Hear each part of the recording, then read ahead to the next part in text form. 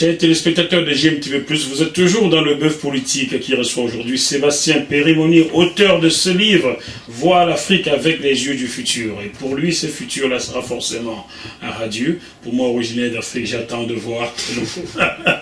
J'attends de voir. Sébastien Périmoni, parlons maintenant de l'Afrique centrale. L'écho, qui pour vous ne fonctionnera certainement pas en Afrique de l'Ouest, et en Afrique centrale, que fait-on? On est toujours au franc CFA? Ben oui, apparemment c'est la décision qui a été prise de ne pas toucher... Enfin, prise par qui? Voilà. Ben, par la France, hein, je veux dire, enfin par Macron en tout cas, le gouvernement français actuel, de ne pas toucher à cette zone-là, qui sont d'ailleurs, je vais citer d'ailleurs pour les autres, mais qui font partie aussi des 30 pays les plus pauvres de la planète. La Centrafrique, c'est un désert. Enfin, le Tchad, c'est un désert. C'est pourquoi ça ne peut pas empêcher quelqu'un d'y prendre de ses diamants? Oui, voilà, c'est ça. Donc c'est vrai que c'est un choix qui est dur à comprendre. Aussi, je pense, parce qu'en Afrique de l'Ouest, il y a eu plus de résistance d'intellectuels, de certains millions. On l'a vu avec Akonu Bubko, qui s'était fait virer de la francophonie par Macron et ses amis. Au moment où il a commencé à faire des tribunes dans les médias français disant mais le franc CFA c'est un scandale, il faut peut-être que les gens comprennent, etc. Donc bon, il y a eu peut-être plus de résistance à ce niveau-là, ce qui a peut-être poussé la France et Ouattara à bouger d'abord en Afrique de l'Ouest. Pour l'instant en Afrique centrale, il n'y a pas de discussion, enfin à ma connaissance aujourd'hui, il n'y a pas de discussion de remettre en cause la zone franc telle qu'elle est depuis 1945. Donc pas l'idée non plus de remettre en cause le fait que ces pays soient les plus pauvres de la planète et qu'ils soient dans la capacité de se développer. Il faut qu'ils restent pauvres. Et que ce sera la conséquence directe, en effet. Dans ces pays d'Afrique centrale, qui sont 6, on va dire, ce sont les pays de la zone CEMAC. CEMAC. L'alternance politique est des plus difficiles au monde entier. Peut-on imaginer ces pays-là s'émanciper, revendiquer quoi que ce soit la France tant que l'alternance politique ne s'est pas pratiquée?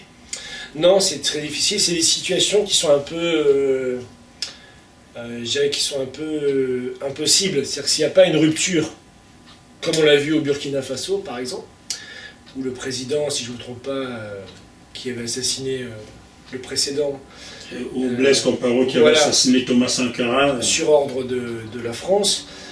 Si à un moment donné il n'y a pas une rupture, là ça a été la révolution du ballet citoyen comme on l'avait appelé à l'époque, s'il n'y a pas une rupture du peuple contre un système en place, les choses peuvent durer encore pendant 107 ans. Donc il est là le problème. On n'est pas sorti de l'auberge alors. On n'est pas sorti de l'auberge. Bon, ça dépend. Je pense que ce qui s'est passé avec le Burkina Faso a été à l'époque un déclic. Ça a pu inspirer d'autres, mais ça n'est pas parti en fait. Et puis on a bien, nous, contrôlé les choses pour que ça n'arrive pas. Donc maintenant, c'est marrant, moi j'ai beaucoup de mes amis africains qui me disent mais on est contents, nous, de voir ce qui se passe en France, les gilets jaunes. Qu'on soit d'accord ou pas avec les gilets jaunes, mais de voir qu'ils ont les mêmes revendications que nous. C'est-à-dire qu'ils ne peuvent plus vivre à la fin du mois. On peut vivre avec 1500 €. Et donc ils disent, mais vous avez donc eux ils sont dans l'économie informelle, c'est de la survie, parce que l'économie informelle c'est un terme d'intello, ça ne veut rien dire. C'est de la survie au quotidien, vous devez vendre quelque chose pour manger tout de suite. Donc c'est de la mendicité. Là, pour moi c'est pas de l'économie informelle. Donc ils voient ça, et ils disent, putain, ils ont les mêmes revendications que nous à Libreville, que nous ici, ou ailleurs, voilà. Et donc ça crée quelque part une certaine unité dans la résistance, et c'est en ça que je vois moi quelque chose de potentiellement très intéressant. Je dis pas que ce sera simple, je dis pas que ce sera... voilà, mais quand même on a ce sentiment, et on le voit avec ce qui se passe avec l'affaire Fleury, c'est qu'il y a un sentiment d'injustice où au bout d'un moment c'est la goutte d'eau qui fait déborder le vase. C'est-à-dire qu'il y a tellement de souffrance partout, il y a tellement d'injustice, il y a tellement ces oligarchies qui se gavent au vu et au su de tous, ces fameux 2000 milliardaires, etc. C'est qu'à un moment donné il y a une rupture. Et quand cette rupture va se produire, est-ce que ce sera sous forme d'un krach financier, un nouveau krach financier, ce qui est tout à fait possible? Aujourd'hui on parle d'un nouveau krach financier. Est-ce qu'à ce moment-là les peuples vont reprendre le contrôle des choses? Ou est-ce que ça va plonger encore plus dans la folie, la barbarie, le fascisme même, pourquoi pas, on ne sait pas. À ce moment-là, il n'y aura plus aucune chance pour le continent africain. Ou alors ce nouveau paradigme que je développe dans mon livre va permettre de catalyser et de structurer que les choses aillent constamment dans la bonne direction, mais de manière très lente. Voilà, ça c'est les deux choix qui sont devant nous en fait. Donc, puisque je pense pas, sauf folie, et c'est tout à fait possible, qu'on replonge dans une crise mondiale qui engendre une guerre mondiale et qui fait que on repart finalement à zéro comme à chaque fois, hein, quelque part. Et les plus pauvres, à chaque fois, c'est encore plus long. Donc bon, je pense pas qu'on en est là, même si ça chauffe. Là, j'ai vu Pompeo qui comparait la Chine à l'Allemagne nazie. Enfin, je veux dire, faut quand même tenir une sacrée. Je pense pas que la Chine ait confisqué l'économie de 14 pays. Non, je ne crois pas, non. Bon, voilà, donc M. Pompeo, s'il vous plaît, bref, venez nous l'expliquer. Mais ce que je veux dire, c'est qu'il y a une grosse tension géopolitique actuellement. Parce que tout le monde sait que le système occidental, il est mort. Voilà. Donc ça, c'est un fait avéré. Donc la question, c'est qu'est-ce qui se passe après ? Est-ce que l'Europe décline, s'effondre et les autres pays autour des BRICS, autour des routes de la soie se développent de manière lente mais coordonnée ? C'est la plus possible des options. Ou alors l'Occident ne veut pas lâcher ses précarés, ses morceaux et entretient justement les conflits, les guerres en insultant les autres de fascistes, de nazis comme a fait Pompeo, nous en continuant notre politique de coup d'État ou d'esclavage monétaire en Afrique, etc. Donc il y aura ça qui va rester un certain temps. Mais bon, moi, c'est pas que je suis optimiste, en fait, c'est que je me bats pour ça. C'est-à-dire que c'est pas une question d'être optimiste, le futur, hein. C'est une question de est-ce qu'on crée les conditions pour que telle chose qu'on veut arrive. C'est ça la vraie prévision économique ou la vraie prévision politique, hein. C'est pas attentiste.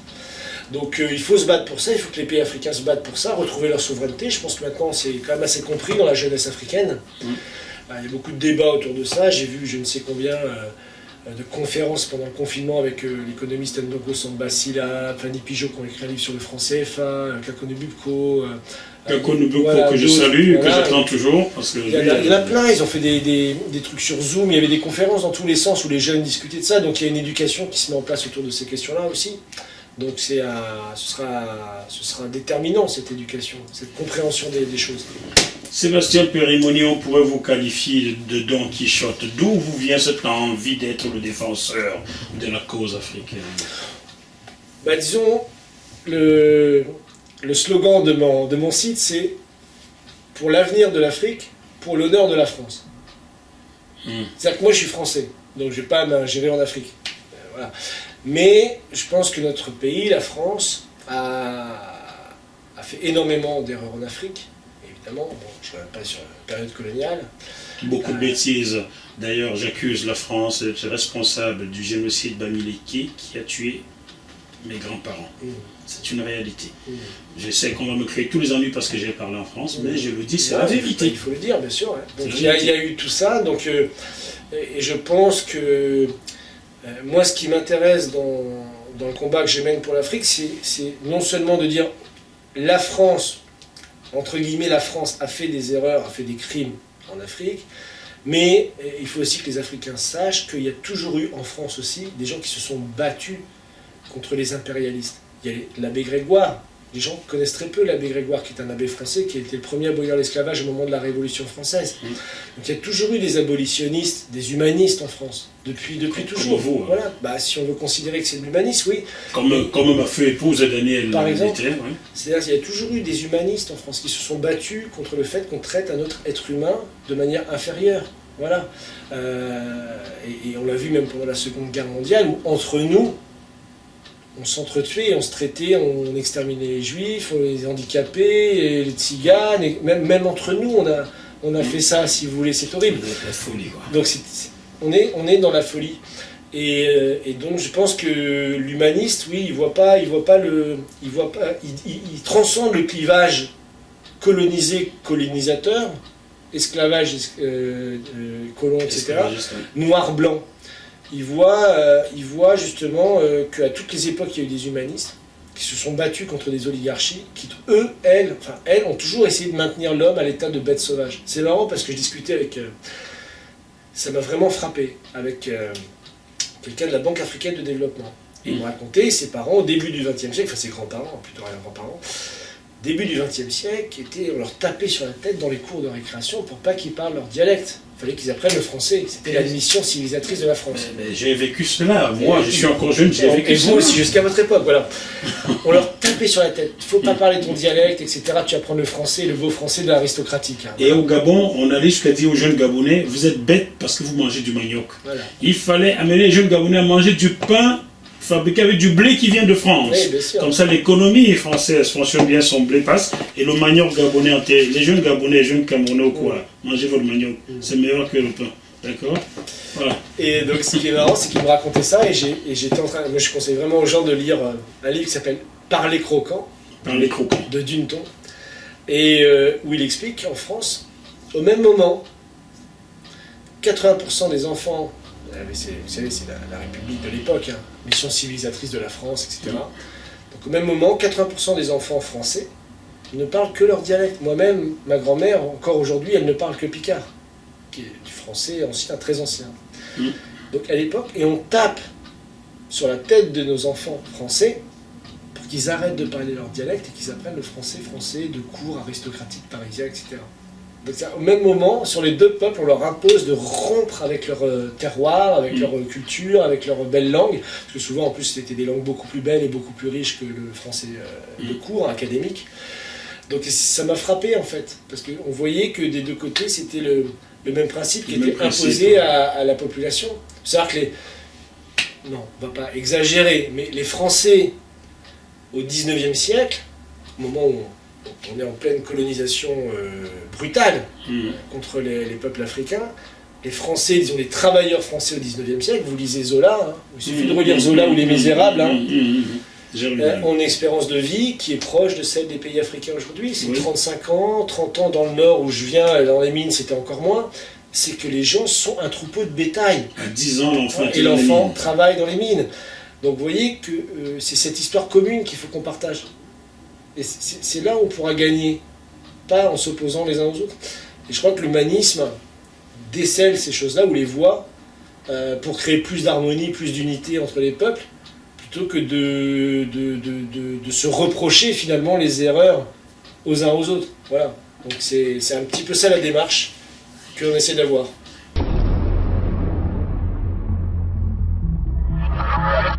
Ce programme vous est proposé par Deviséo Fret, spécialiste du transport international Afrique, DomTom, Océan Indien, USA et Asie. Retrouvez-nous sur www.deviséo-fret.com ou par téléphone au +33 237 139 851 423. Merci beaucoup Sébastien Perimoni. Je souhaiterais que vous reveniez ici au moins une fois par mois, distiller votre bonne parole au peuple africain et français. Bonne parole, je sais pas. Au peuple français et africain, car c'est avec des gens comme vous qu'on a envie de construire le nouveau monde en fait. Ce qu'Emmanuel Macron et sa clique fait là, ça rend pas service à la France. Ils détruisent la France. Ah ben clairement. Ils croient détruire l'Afrique. Mais non, un enfant qui naît, grandit, vieillit et meurt. On ne peut pas empêcher ce cycle naturel-là. Donc, ceux qui en France veulent maintenir l'Afrique sous un joug détruisent plutôt la France. Bien car sûr. Demain, il faudrait bien parler aux enfants de cette Afrique-là. Et je ne suis pas certain qu'on pourra les regarder droit dans les yeux. Vous faites honneur à la peau dite blanche en prenant certaines positions. Voilà pourquoi je tiens à vous avoir sur ce plateau au moins une fois pour faire quelque chose. J'en profite pour... Il y a beaucoup à dire encore. Oui, il y a beaucoup à dire. Ouais. J'en profite pour saluer M. Cheminade, que j'espère avoir sur ce plateau, pas pour l'interview, mais pour m'enseigner et enseigner aux autres, car des gens comme Jacques Cheminade, on ne pose pas beaucoup de questions, on apprend. Voilà, j'ai beaucoup appris de lui lors des dernières présidentielles en France. Et je vous en remercie, M. Cheminade. J'espère vous recevoir à bientôt sur ce plateau. Alors, un petit mot de fin pour vos amis qui sont au Togo, au Bénin, au Cameroun, au Gabon. Ben, ils sont là, dis-le leur. D'accord, ben déjà je leur dis d'aller sur mon site pour voir un petit peu ce que je dis. Et j'insiste vraiment, c'est peut-être le message qui est le plus beau à faire passer dans cette période où on a l'affaire George Floyd, on a l'affaire Adama Traoré, on joue on joue la carte du racisme partout, on monte les gens les uns contre les autres. Je pense que ce qu'on a discuté ici avec vous, c'était passionnant, justement, de comment on arrive à, ensemble, transcender ces divisions et se rendre compte que finalement on a le même ennemi et qu'on va devoir finalement travailler ensemble pour créer les conditions de ce nouveau paradigme, puisque évidemment, ce que je développe dans mon livre peut paraître idéaliste, mais je le répète, ce n'est pas un idéal, c'est un chemin que je propose, c'est un chemin politique, c'est un combat politique que je propose.